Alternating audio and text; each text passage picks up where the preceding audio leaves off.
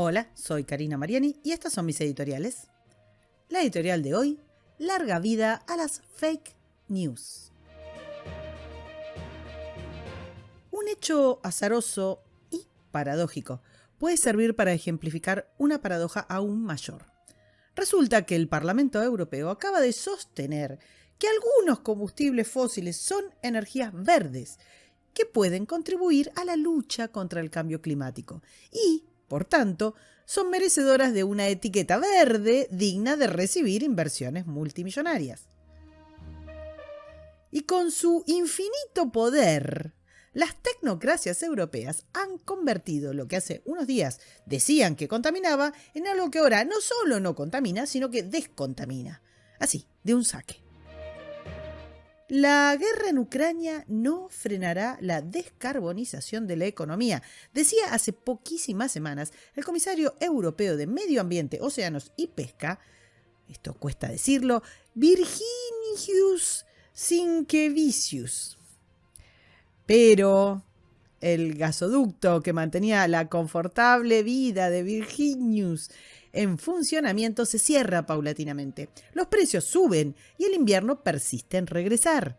Entonces, la verdad, esa verdad autorizada por el poder, esa verdad a cal y canto, la verdad del consenso científico, la verdad de los expertos y los medios de comunicación ha dado un vuelco de 180 grados. Han creado verdad, basada en sus deseos. Pero, ¿y qué hacemos con el famoso consenso de quichicientos científicos, instituciones financieras y ONGs que desde hace décadas han instalado que la energía fósil daña al planeta? La decisión del Parlamento Europeo desató las críticas del aquelarre climático porque van a desviar las llamadas finanzas sostenibles, tongo al que están aferrados con uñas y dientes. Sin ir más lejos, Greenpeace quiere llevar a la Comisión Europea a los tribunales, porque dicen que esto sería por adoptar una taxonomía que no cumple con los objetivos climáticos pactados en el Acuerdo de París. Y Esther Hassin manda más de la política del Fondo Mundial para la Naturaleza, que es la organización líder del ecologismo lobista con miles y miles de empleados en más de 100 países. Acaba de decir que etiquetarlos como tales, a los combustibles fósiles como energías verdes, es un flagrante caso de greenwashing. Bien, ¿para qué sirve el cuento de hadas del carbón que antes era feo y ahora lindo? ¿Qué nos enseña la historia de la cenicienta energética? Que la verdad, manejada desde el poder, es solo un juego de conveniencias del que se debe desconfiar siempre y en todo lugar. Nos enseña que no hay nada más absurdo y contradictorio que un consenso científico. Y, sobre todo, nos enseña que la manipulación de la realidad por parte de las oligarquías es vieja, tan vieja como el Big Bang. Un enorme vuelco dio el mundo en el siglo XV cuando se inventó la imprenta, que quitó a las élites el monopolio de la circulación de la información. Para los disidentes, tanto científicos como políticos y religiosos, la imprenta fue un instrumento vital. Como contrapartida, la imprenta acrecentó, como reacción, mecanismos de censura tales como la hoguera, entre otros. Internet, como la imprenta, ha quitado el monopolio de la verdad a sus guardianes modernos, los medios tradicionales y masivos, que llevan décadas siendo el brazo parlante de las verdades gubernamentales. Pero estruendosas alarmas sonaron en este siglo cuando el contubernio del poder político y el poder mediático perdió la influencia de la que presumía y, a pesar de su profusa prédica, también perdió la presidencia de Estados Unidos o vio cómo se iba Gran Bretaña de la Unión Europea. Este cachetazo fue duro, mas no letal. La política y las élites de todo el mundo empezaron a poner las culpas de sus derrotas en las fake news o noticias falsas, como si se tratara de la invención de la mentira. Se dio por sentado que las generaciones nacidas en los siglos XX y XXI tenían dificultades para distinguir una noticia falsa de una verdadera. Ahora bien, o los nuevos humanos nacían más estúpidos, o nuestros ancestros eran inmunes a la manipulación de las noticias si éstas venían en diarios de papel. Una simultánea ola de regulación y criminalización de las fake news comenzó a recorrer el mundo. Los censores son malos, mas no bobos, así que diseñaron una potente justificación: la protección del ciudadano, que no es otra cosa que la renovada excusa de todo totalitarismo, la tutela del bien común. La excusa es vieja pero eficaz. De hecho, el mundo viene cayendo en la trampa del bien común desde hace siglos. Si las noticias son falsas, deben ser refutadas, no silenciadas. Si las noticias injurian, existen los mecanismos legales que las reparan. Pero aún con las mejores intenciones, la censura de lo que se supone erróneo significa atentar contra la libertad de expresión y contra la opción a disentir. Cualquier ley que vaya contra las fake news no solo presupone que el Estado está en condiciones mejores de saber qué es la verdad, mejor que los ciudadanos, sino que otorga a los gobiernos poderes macabros como determinar a su gusto quiénes son los nuevos herejes. Son los líderes totalitarios los primeros luchadores contra las fake news. Por ejemplo, Erdogan, el presidente de Turquía, presentó un proyecto de ley que busca penas de prisión de hasta 3 años por la difusión de desinformación y noticias falsas en plataformas digitales para cualquiera que distribuya información falsa sobre la seguridad interna y externa, el orden público, el bienestar o por instigar preocupación, miedo o pánico en la sociedad. El Índice Mundial de Libertad de Prensa de Reporteros Sin Fronteras clasifica a Turquía en el puesto número 149 entre 180 naciones y dice que el 90% de los medios nacionales está bajo el control del gobierno. En Rusia, en 2019, Vladimir Putin firmó una ley que permite bloquear el acceso a cualquier medio en línea en caso de revelar información no confiable, y otra que establece multas para personas físicas o jurídicas por la publicación de información no confiable. En 2020, el mismo Putin firmó leyes que establecen sanciones penales por la difusión de información sobre la vida y la salud, incluidas epidemias naturales y tecnológicas que tengan por objeto ilegalizar cualquier duda sobre la naturaleza del COVID y la razonabilidad de las medidas para combatirlo. En Malasia hubo un eslogan que decía: compartir una mentira te convierte en un mentiroso. Esto era una campaña del gobierno malayo contra las fake news. Malasia es uno de los peores lugares del mundo para la prensa independiente. Ellos fueron los que aprobaron la iniciativa Anti-Fake News del 2018, que establece multas y penas de hasta 6 años de cárcel por crear, publicar o diseminar, tanto en medios locales como extranjeros, incluido aquello compartido en blogs y redes sociales, noticias que sean total o parcialmente falsas, que afecten al país o a sus ciudadanos. Dicen que esta ley tiene por objeto proteger al público ante la proliferación de noticias falsas, garantizando al mismo tiempo la libertad de expresión, según lo previsto en la Constitución Federal. ¿Y quién decide la taxonomía de qué es falso y quién no? ¿Qué afecta al ciudadano y quién no? El gobierno, por supuesto.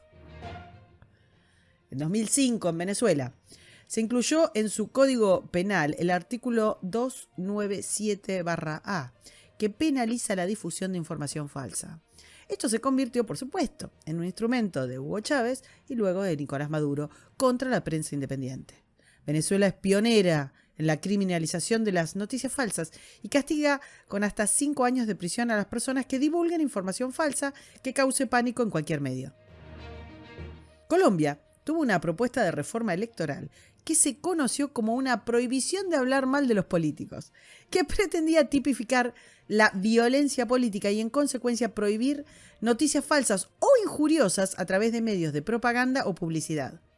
En El Salvador está pendiente desde hace un par de años una propuesta que apunta a agregar al Código Penal una pena máxima de hasta 5 años de prisión para quien anuncie desastres, accidentes o peligros inexistentes, suscitando una alarma entre las autoridades o personas particulares. Nicaragua es un caso emblemático. En octubre de 2020, el Parlamento nicaragüense aprobó una ley contra los delitos digitales cometidos por medio de las tecnologías de la información y comunicación, que contó con el rotundo apoyo de Daniel Ortega. En Perú, en 2020, se presentó un proyecto de ley para prohibir la difusión de noticias falsas como la propaganda electoral. La ley propone una pena mínima de 2 años de prisión para quienes denuncien de forma deliberada, artificial, automatizada o masiva a través de canales de comunicación noticias falsas en medios masivos o en redes sociales. Paraguay también posee un proyecto de ley en marzo de 2020 destinado a frenar la difusión de información falsa durante la pandemia COVID. El texto original preveía una sanción para todo aquel que difundiere dolosa o culposamente cualquier medio, información falsa que genere pánico a la población vinculada a la alerta epidemiológica. Asimismo, una propuesta del 2018 en Uruguay proponía penalizar la desinformación electoral con 4 años de prisión, incluyendo palabras escritas, canciones, símbolos, imágenes, grabaciones o videos que idóneamente induzcan a la confusión a los electores. El proyecto no prosperó, pero los partidos políticos firmaron corporativamente un pacto contra la fake news. En Alemania se aprobó en 2017 la ley Facebook para eliminar mensajes en redes que no agradaran al poder y que los considerara falsos. El presidente de Francia, Emmanuel Macron, ha solicitado normativas parlamentarias para controlar, limitar y castigar la propagación de noticias falsas en Internet. En octubre de 2020, en Argentina, se puso en marcha el Observatorio de la Desinformación y la Violencia Simbólica en Medios y Plataformas Digitales, más conocido como NODIO. Este NODIO tenía como objetivo proteger a los ciudadanos de las noticias falsas, maliciosas y falacias que circulan por Internet.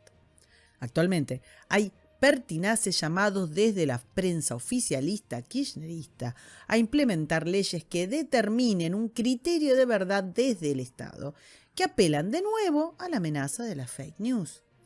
Pero, para peor, en este mismo momento en el costoso y dudosamente útil Congreso argentino, hay proyectos como, por ejemplo, proyecto de ley sobre protección y defensa por publicaciones de contenido ilegal en plataformas de proveedores de servicios de redes sociales, fake news. Este proyecto es de Adolfo Rodríguez Sá.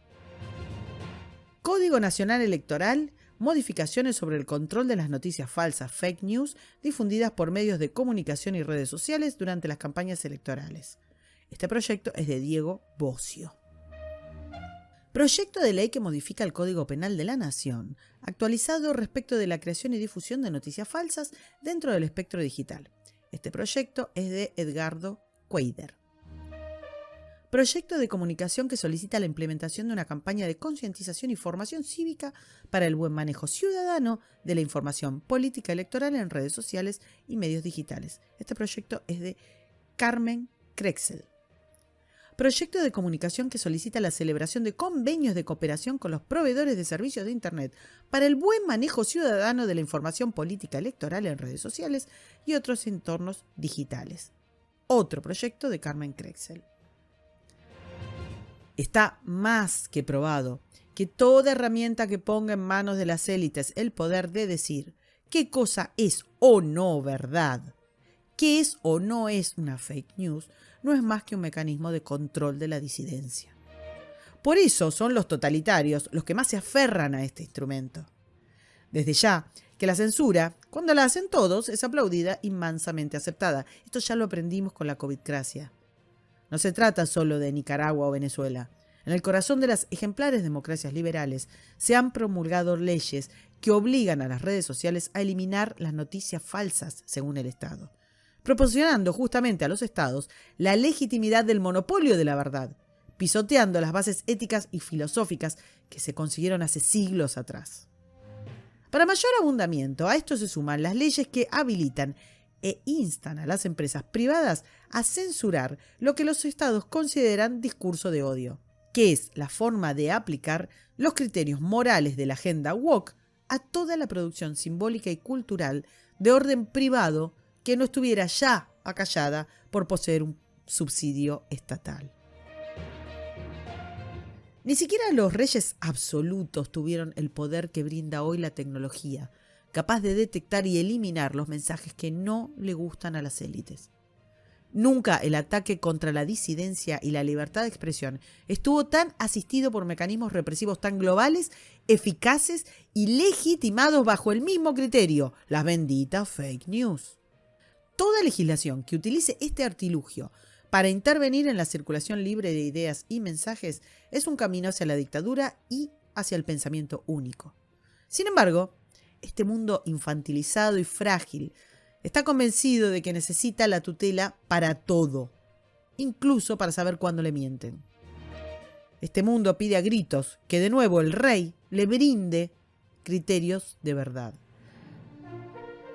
Si todos se tiran de un puente, ¿vos también te tirás? Eso nos decían nuestras abuelas para incentivar nuestro pensamiento crítico. Bien, actualmente la humanidad ha demostrado que si el Estado impone por consenso que hay que saltar de un puente, se arrojarán sin dudarlo hacia el abismo, porque al fin y al cabo todos lo hacen. Se ha impuesto la verdad por consenso, o sea, que un enunciado es verdadero en tanto sea considerado como tal por una comunidad. Ni que hablar cuando esa comunidad incluye a los conglomerados de expertos, a las empresas tecnológicas y a medios de comunicación corporativos y, por supuesto, a gobiernos. Volviendo a la hipocresía verde europea, la prostitución de la taxonomía creada y consensuada por la misma élite que ahora se da vuelta como una media es un ejemplo más que contundente de que al poder nunca hay que creerle nada.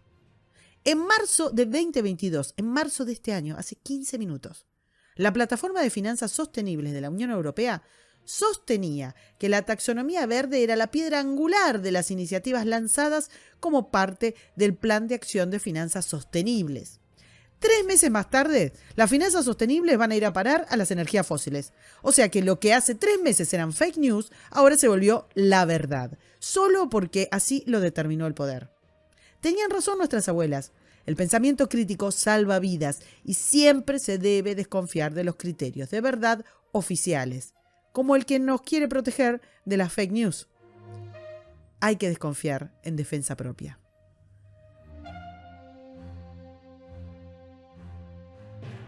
Para escuchar todos los editoriales, suscríbete, me gustealo, compartilo y nos vemos en la próxima. Muchas gracias.